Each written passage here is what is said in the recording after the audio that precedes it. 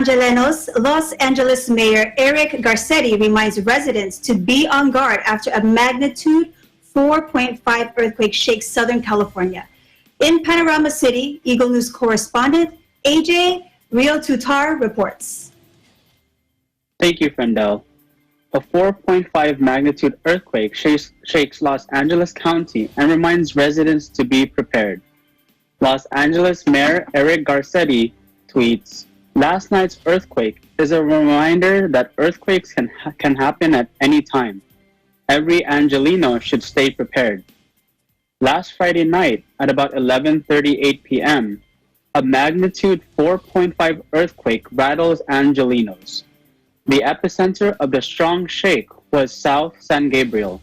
On a positive note, there were no reports of any damages. This earthquake timely reminds Los Angeles residents to be more vigilant in preparing themselves and their families in case another shake happens. According to Ready LA County, there are many ways for Angelenos to prepare for an earthquake. Before an earthquake, families, friends, and coworkers should practice the drop, cover, and hold on drills. In addition to this, knowing evacuation routes, meeting areas, and having an emergency disaster supply kit are also important things to prepare with family and loved ones. Some of the recommended essential earthquake disaster supplies are radios, flashlights, first aid kits, and food and water supplies for about 3 to 10 days. During an earthquake, everyone is urged to practice the drop, cover, and hold on technique for their safety.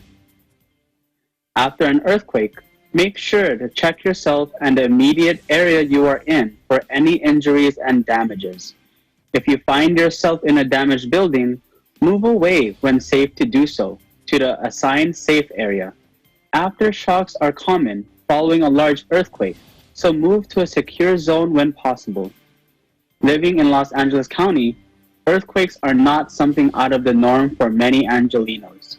Even though it may not come as a shock to many, everyone should always be prepared as earthquakes can always come without warning and possibly cause substantial damages to the areas surrounding us. In Panorama City, AJ Rio-Tutar, Eagle News, we live in interesting times. Back to you, Fendel. Thank you, AJ. Now, I remember being told that in an event of an earthquake, you should go underneath a doorway, as that is a safe place to be. I mean, is that still true? Actually, Frendel, that's actually no longer true for most houses built nowadays, since the doorways are not made like how they used to be and won't be able to protect you during a strong earthquake. Also, in addition to that, there may also be flying objects and you would be very unsafe at that doorway.